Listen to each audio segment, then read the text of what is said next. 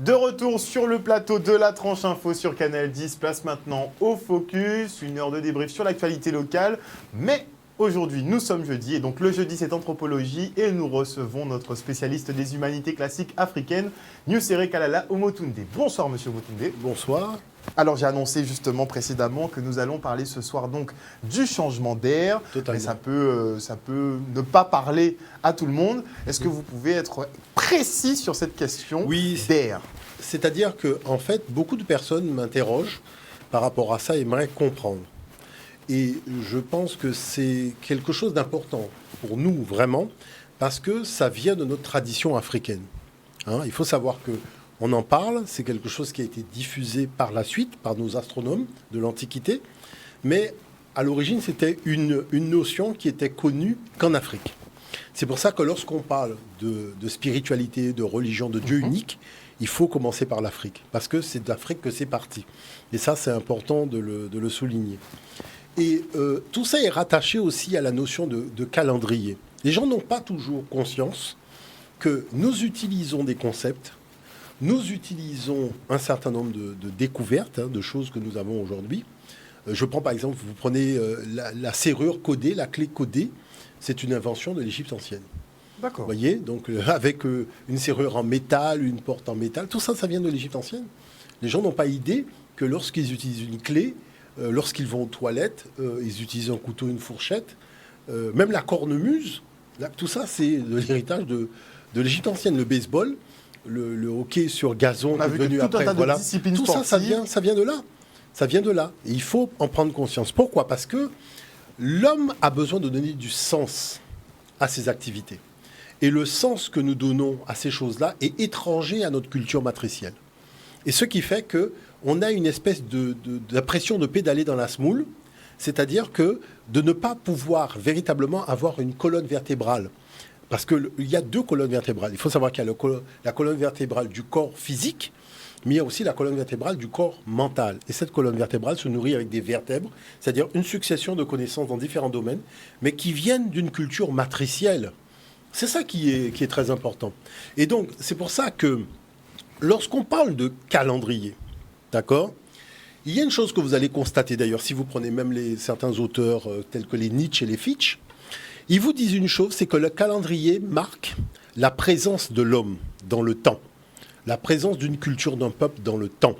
Et c'est pour cette raison que c'est important d'ailleurs, c'est important de prendre le temps déjà de voir le premier document qui rappelle que le calendrier que nous avons aujourd'hui vient de l'Afrique noire de la période pharaonique. Prenons le temps justement de voir ce premier document. Petite mise à jour pour ceux qui n'étaient pas au courant. Voilà une des choses. Et une autre chose aussi qui est assez étonnante, c'est de voir que nos mois, on appelle le mois de septembre, d'octobre, novembre, décembre. Alors on pourrait penser que c'est le 7e mois, 8e mois, 9e mois. Ben non.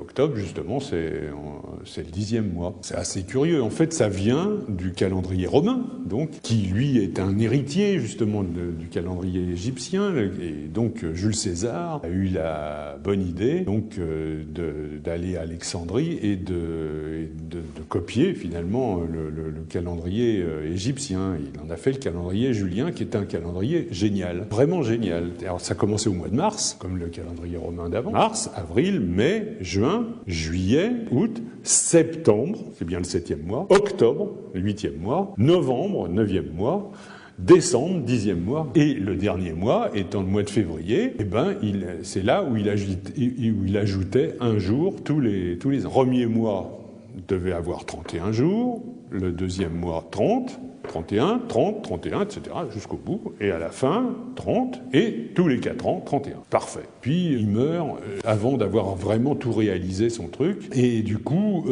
et en plus de ça, ça fait un gros scandale, parce qu'il avait perdu quelques jours. Ça, les gens avaient perdu quelques jours de travail, etc., etc., donc ça allait pas. Mais quand même, on a trouvé que c'était finalement pas si mal. Alors on lui donne comme nom le calendrier julien, et on donne à Jules César donc le nom d'un mois, le mois de Quintilis, Quintilis, qui devient le mois Julius, juillet, mois de Jules. Mais pendant une dizaine d'années, personne n'arrive à comprendre l'histoire des 4 ans, ils font ça tous les 3 ans, enfin n'importe quoi.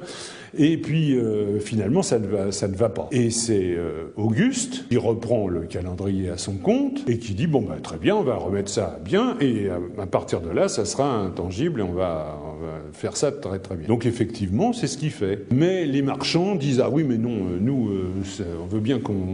on veut pas commencer comme les militaires l'année avec Mars. Nous, les marchands, on commence avec Janus, avec le dieu Janus, c'est-à-dire celui qui regarde à la fois le passé et et donc c'est le mois de janvier. Il faudrait bien que ce mois de janvier ait 31 jours. D'accord ? Alors on enlève un mois à février, on enlève un jour à février. Puis d'un seul coup, on dit, puisque c'est Auguste qui a pu rétablir ce magnifique calendrier, il a bien mérité d'avoir un nom de mois. Qu'est-ce qu'il faudrait ? C'est celui d'après juillet, quoi, d'après le mois de Jules, après qu'il y ait le mois d'Auguste. Auguste dit oui, en plus ça tombe bien, puisqu'il gagnait beaucoup de batailles justement pendant le mois d'août, enfin ça tombe très bien. Donc on donne Sextilis, qui devient Auguste. Et Augustus n'a que 30 jours. Alors là, Auguste n'est pas content, évidemment.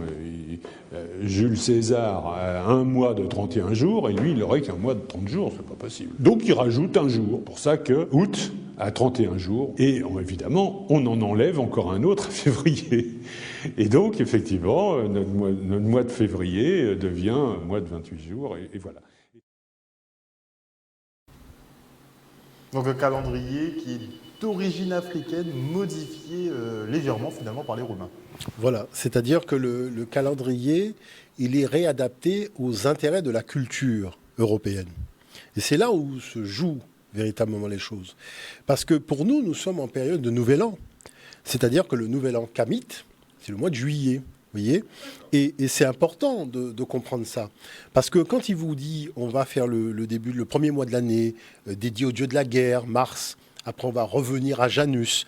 Donc on voit que nous sommes finalement, oui, ils ont pris le concept technique du calendrier, 365 jours dans l'année, totalement. Mais après, il faut donner à ce calendrier des valeurs culturelles. Et ces valeurs culturelles, on ne peut pas toujours les prendre d'emblée comme ça, bêtement, dans une culture qui n'est pas notre culture matricielle. En tout cas, il faut connaître les valeurs qu'affectaient nos ancêtres aux 12 mois de l'année, la raison pour laquelle il y avait certains événements cosmotelluriques qui étaient importants pour eux, qui marquaient le début de l'année, et puis connaître la notion de fête. Nous, on a des fêtes qui ne sont pas les fêtes des uns et des autres, qui sont des fêtes arrimées à des événements stellaires, qui sont arrimées aussi à des théologies spirituelles, cosmothéologiques. Donc tout ça, je dirais, ça s'explique, ça se comprend, puisque des lois, qui sont les lois de l'astrophysique, on a dégagé des principes qui sont des principes spirituels. Et c'est ce qui a donné, je dirais, la notion de tradition spirituelle de l'Afrique noire pharaonique antique à l'époque, à l'origine. Donc ça, c'est important de le comprendre. Parce que, c'est-à-dire que ce que vous pouvez voir, c'est que toutes les cultures ont un jour de l'an. Vous voyez ? Voilà, totalement. Parce qu'ils ont un rapport au temps, qui est leur rapport au temps, qui est basé sur leur tradition. Nous, avec l'esclavage et la colonisation, cette notion de rapport au temps, on nous l'a enlevée, parce qu'on a été absorbé dans le cadre d'une culture qui dévore, en fait, des énergies extérieures à elle-même pour produire du profit. La chose, c'est que nous sommes autre chose que ça.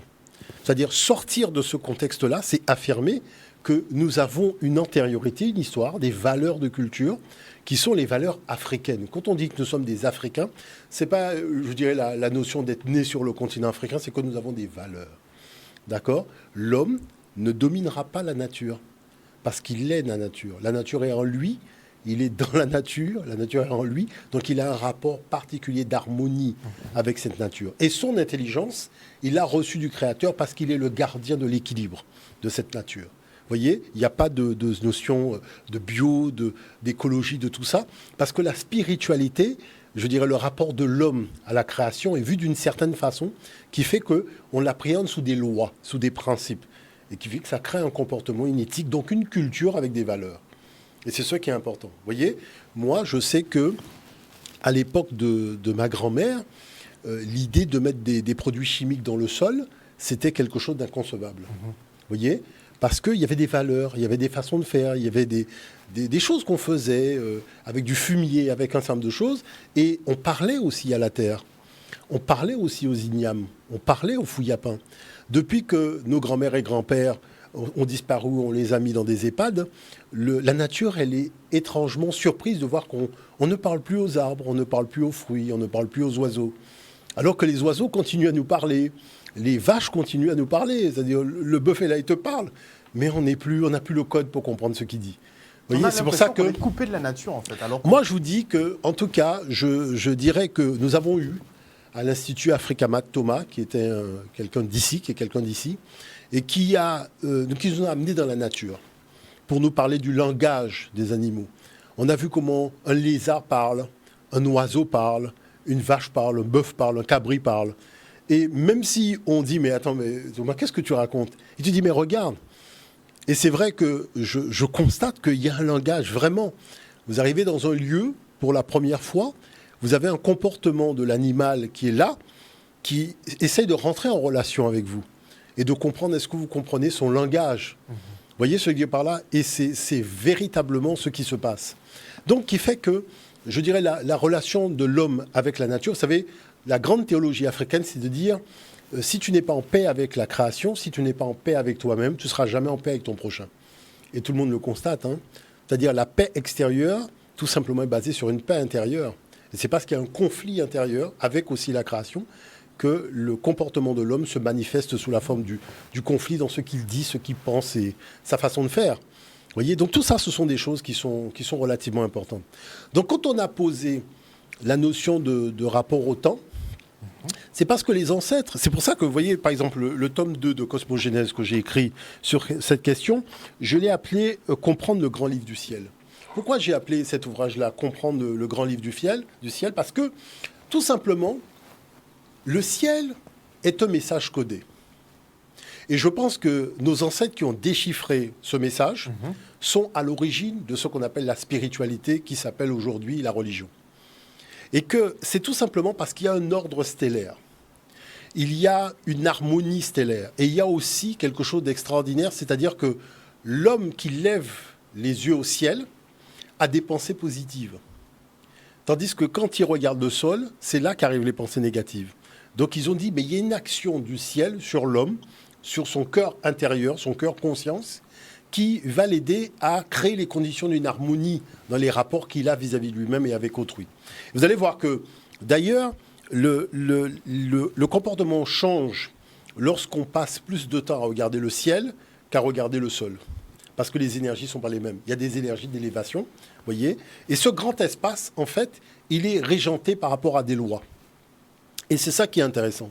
Maintenant, comment on en est arrivé à prendre ces lois, en fait, pour des lois spirituelles? C'est parce que les effets procèdent des causes. Ça, c'est mon tome 4, voyez-vous, c'est le principe de causalité. C'est-à-dire qu'ici, on passe du temps à discuter des effets, alors que tous les effets sont arrimés à des causes. Et qu'il serait peut-être temps que... je dirais sur les causes. Mais bien sûr, parce que quand on parle de développement économique, je dirais il y a des causes qui créent le sous-développement. Vous voyez ce que je veux dire par là? Donc, au lieu de passer du temps à parler des effets, c'est aussi intéressant de voir aussi en amont les causes. Et donc, il y a une énorme découverte qu'ils ont fait, les ancêtres, c'est ce qu'on appelle la précession des équinoxes. Et cette précession, la précession des équinoxes, c'est-à-dire qu'il faut voir que le calendrier était déjà une grande découverte. C'est-à-dire 365 jours, le temps que prend la Terre pour faire le tour du Soleil, c'est extraordinaire. Mais il y a encore plus grandiose que ça. Pour moi, c'est au-dessus de la construction des pyramides. C'est-à-dire que ce qu'ils ont compris dans la précession des équinoxes, c'est une intelligence qui est plus importante que celle qu'il a fallu mettre sur pied en branle-bas de combat pour réaliser les 3 pyramides du plateau de Gizeh. Ça doit être colossal. Parce que les 3 pyramides du plateau de Gizeh sont intégrées dans un schéma de précession. Avec le Sphinx de Gizeh, qui est cette première œuvre monumentale, artistique de l'histoire de l'humanité, qui va représenter un lion. Parce qu'on rentre dans l'ère du lion. Vous voyez? Et quand vous tirez la droite solaire, vous vous retrouvez avec Hapi, qui était le Verseau.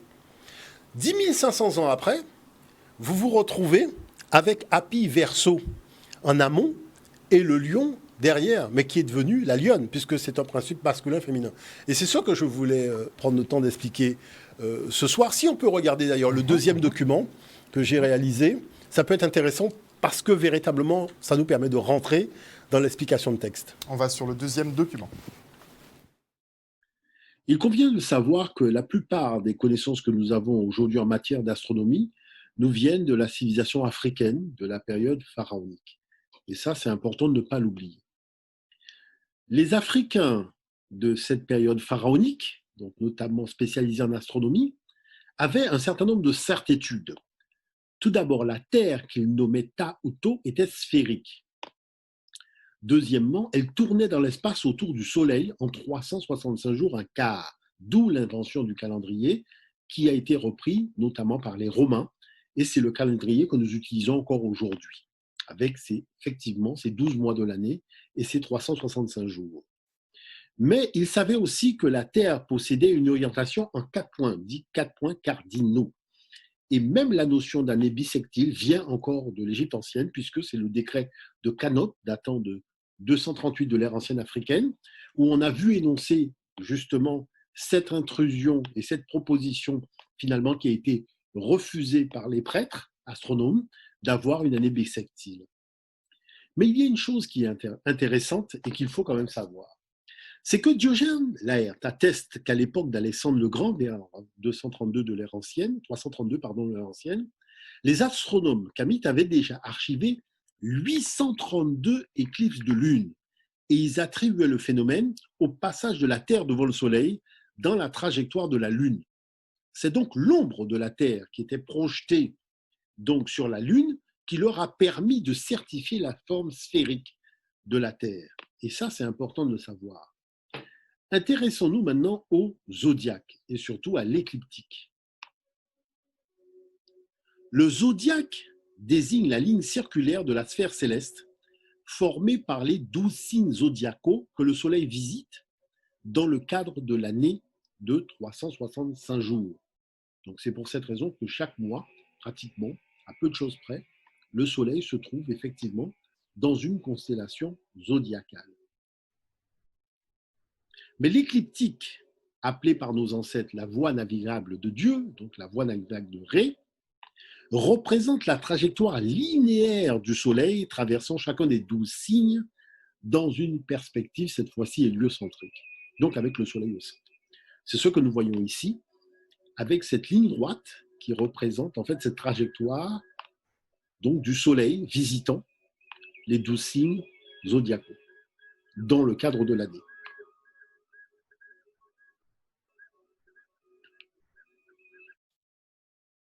Le plafond zodiacal de Dendera, donc qui a été découvert dans le temple d'Hathor en Égypte, date de -50. Mais, chose particulière, il représente déjà une voûte céleste qui atteste de la haute maîtrise finalement des lois astronomiques des astronomes et des scientifiques africains de la période pharaonique. Pourquoi? Parce qu'on y voit le royaume du ciel, donc le royaume de Nout, la déesse Nout, qui est représentée d'ailleurs sur ce plafond, avec ses 7 planètes, mais aussi les 12 signes du zodiaque classés ici dans le sens de la précession des équinoxes, donc on allons revenir sur cette notion, les 36 décans, les solstices, les équinoxes, les points cardinaux, des éclipses aussi de lune et de soleil, le début et la fin de l'année. En fait, on a toute une série d'informations sur ce plafond qui n'est pas le seul, mais qui est tout simplement une attestation de l'avancée scientifique qu'avaient les anciens dans l'Antiquité vis-à-vis donc de l'univers de l'astronomie. Et de nombreux documents en fait attestent de cette connaissance qu'ils avaient du ciel, notamment au niveau du lexique, puisqu'on voit par exemple que les signes zodiacaux ont été notés pour la première fois en égyptien hiéroglyphique. Donc tout ce qui concerne le mouvement des planètes, le nom des planètes, les astres d'une façon générale, il y a un lexique scientifique qui permet de mieux découvrir et de comprendre comment nos ancêtres avaient cartographié le ciel. Alors, il est dit aujourd'hui qu'il part de Nicée, vers -50, est celui qui a découvert la précision des équinoxes. D'accord? Donc, il serait en fait le premier à en avoir parlé.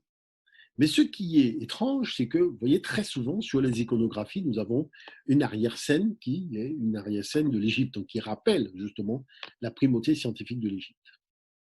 Mais il y a une chose qui est très intéressante, c'est que Énopique de Chios, qui a vécu 300 ans avant Hipparque, il y a quelque chose d'important que nous dit à son sujet Diodore de Sicile. Il affirme que cet astronome grec tenait des Égyptiens la connaissance de l'orbite que parcourt le Soleil, qui a par sa marche oblique, est emporté dans un sens contraire à celui dans lequel se meuvent les autres astres. C'est exactement la description de la précession des équinoxes. Donc on voit ici que Diodore reconnaît que la paternité de cette notion revient effectivement aux astronomes de l'Afrique noire de la période pharaonique.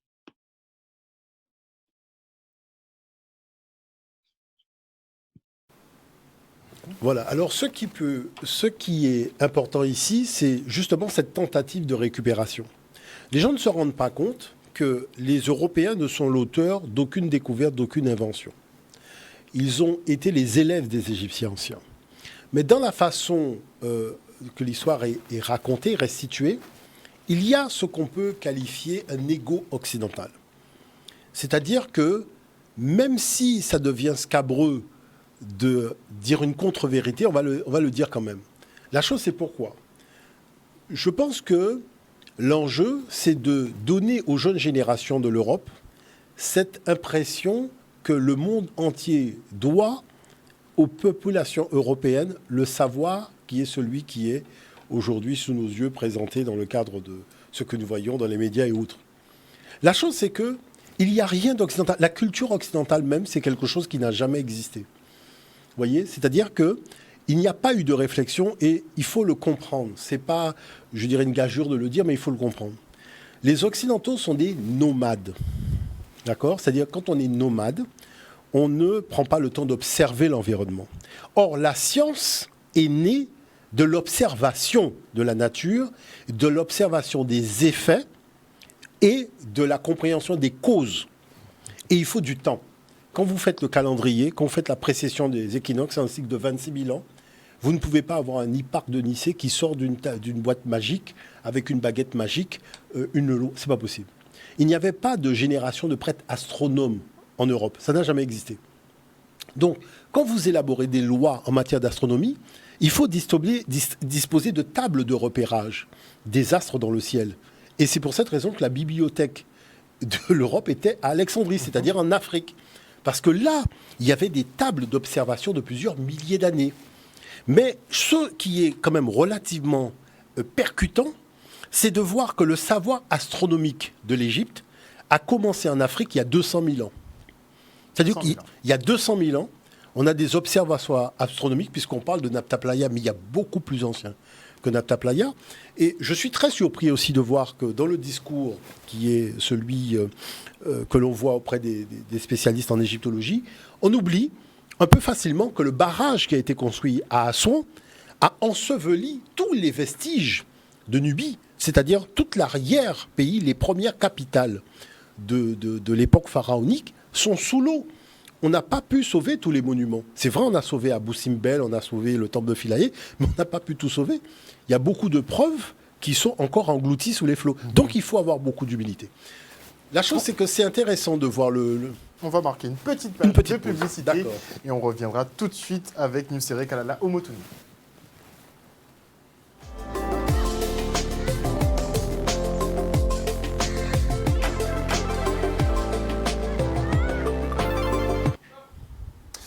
De retour sur le plateau du Focus, nous sommes toujours en présence de Nusere Kalala Omotunde qui nous expliquait justement la notion d'air qui bien évidemment a été inventée par les Africains et récupérée par les Européens. Totalement. Et donc, maintenant il s'agit de comprendre le mécanisme complexe que représente justement ce qu'on appelle la précession des équinoxes. Donc, comme la Terre est une boule qui est dans l'espace et qui vacille comme une toupie au ralenti, le mieux c'est de voir justement le sujet que j'ai amené pour pouvoir comprendre parce que c'est un peu difficile à expliquer. C'est vrai que c'est assez technique, on part pour le troisième document. Autant voir la chose en animation, c'est plus intéressant.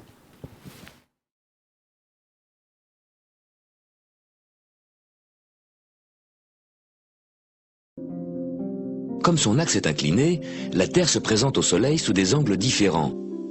Quand la Terre est ici, le Soleil, à midi, est à la verticale de l'hémisphère sud. Là-bas, c'est l'été. Alors que la plus grande partie de la journée, l'hémisphère nord est à l'ombre. C'est l'hiver.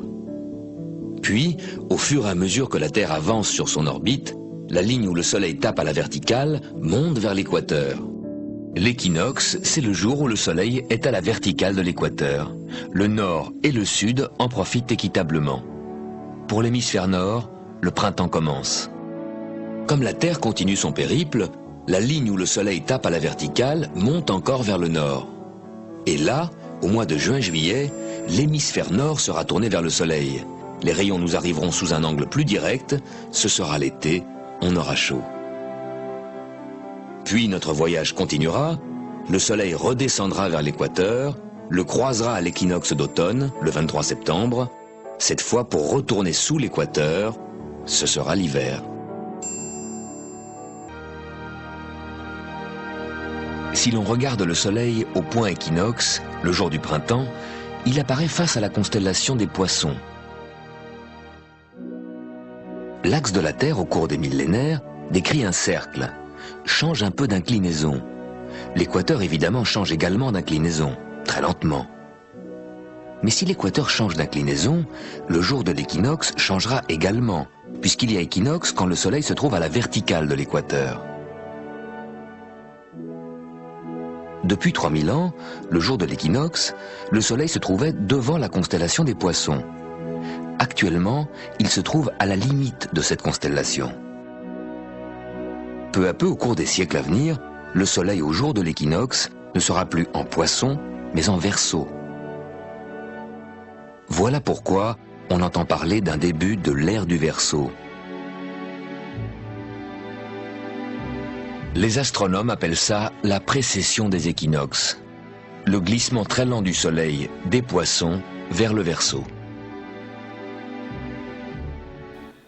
Alors nous avons quitté, enfin nous quittons, toujours actuellement visiblement, nous quittons l'ère du Verseau pour rejoindre l'ère du Poisson, mais cette précession des équinoxes prend combien de temps en fait? Voilà, alors c'est ce que j'ai voulu vraiment expliquer dans le tome 2 de Cosmogénèse Kamite, parce que ce qui m'a interpellé, c'est l'importance capitale que nos ancêtres accordaient à ce phénomène stellaire pour tout. C'est-à-dire que même la capitale était déplacée de plusieurs centaines de milliers de kilomètres lorsqu'on changeait d'air.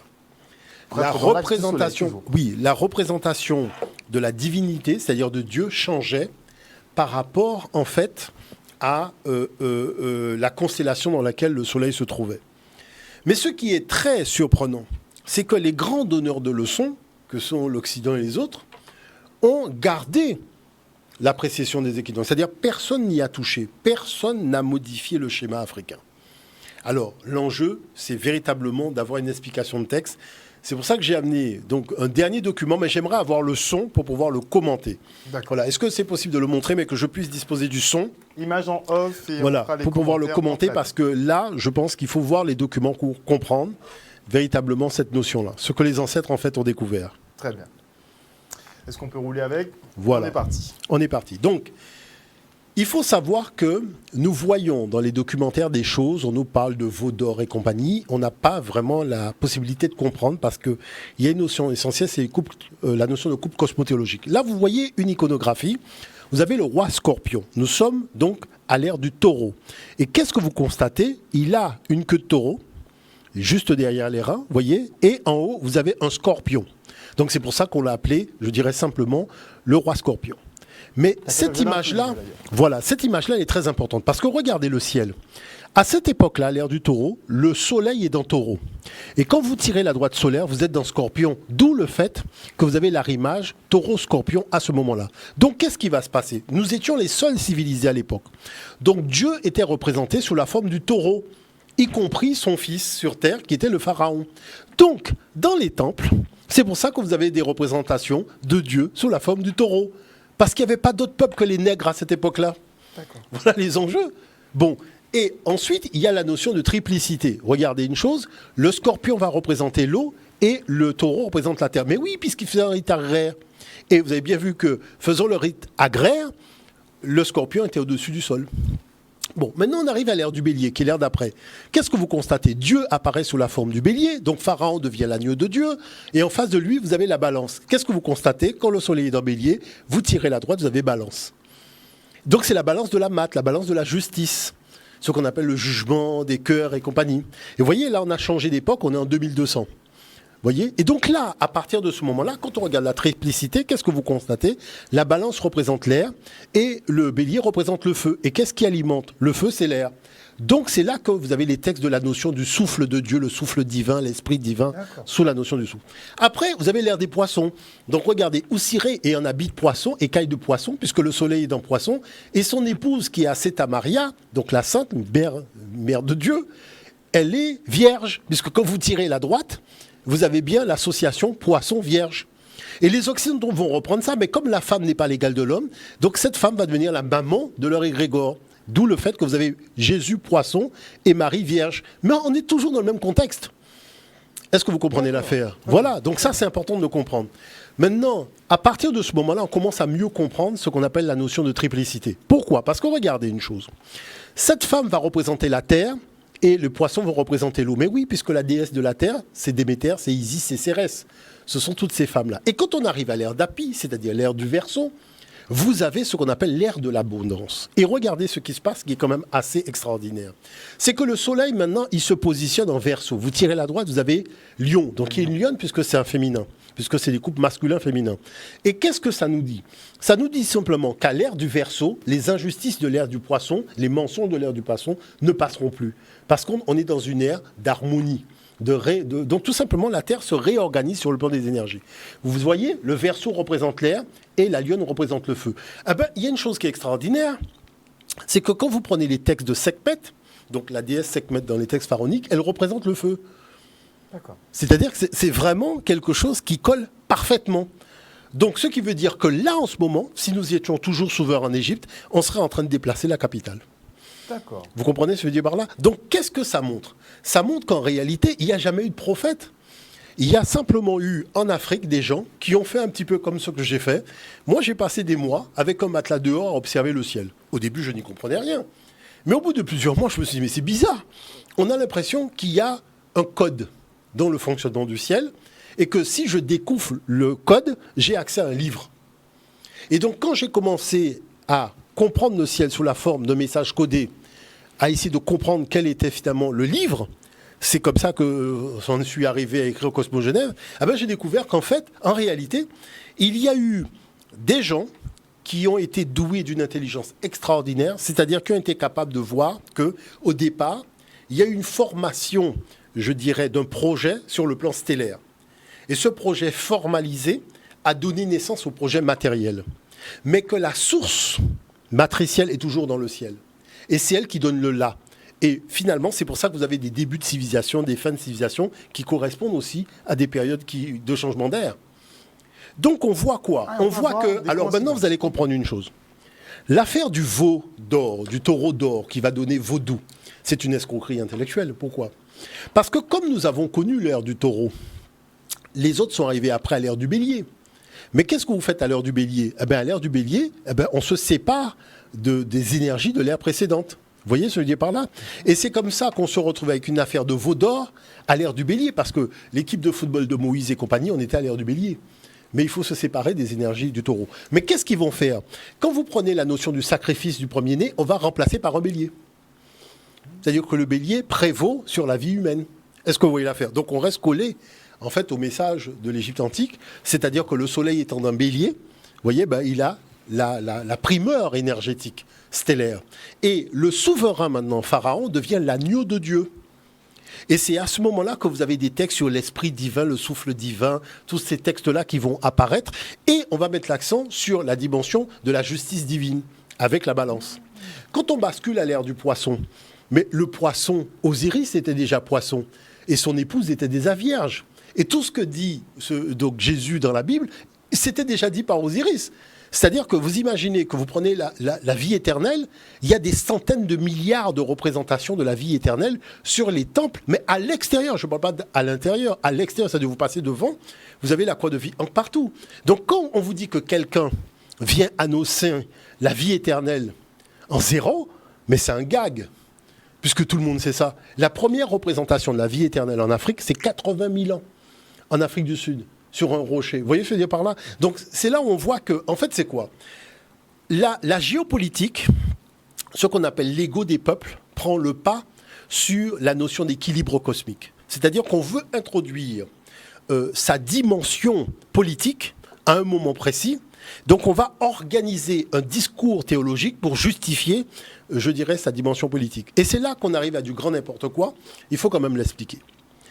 Vous voyez le personnage historique, fantasmagorique, qu'on appelle Moïse. Bon, c'est quelqu'un qui n'a jamais existé, ça il faut le savoir. Mais la façon dont la chose elle est présentée, c'est du grand n'importe quoi. On vous dit que quelqu'un a fait une école de sagesse. Et il sort de l'école de sagesse, il veut son hymne national, il veut son drapeau, il veut son territoire. Il n'a qu'à faire l'ENA.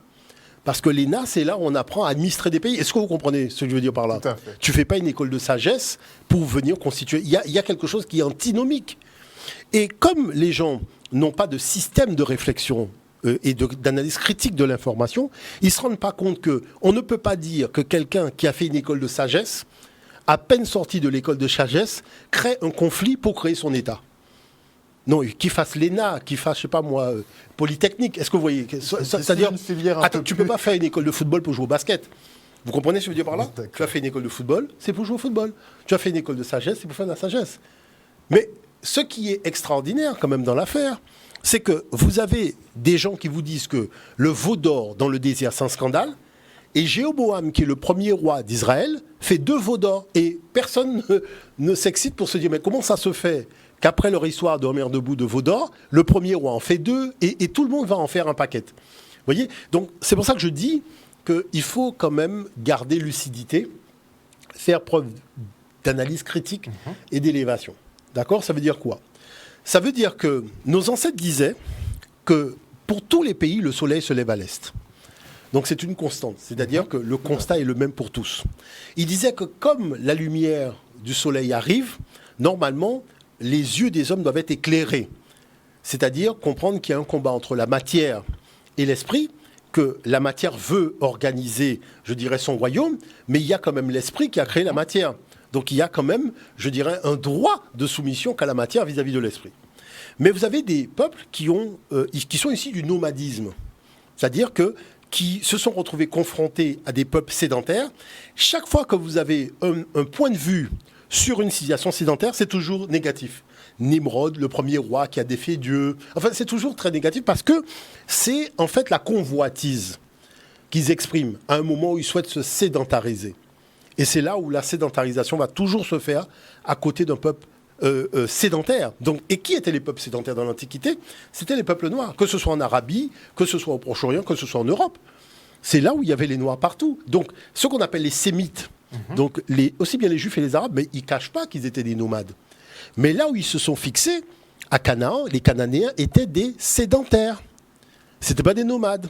Et c'est eux qui étaient les nomades. Vous voyez, les Sabéens en Arabie, c'était des sédentaires.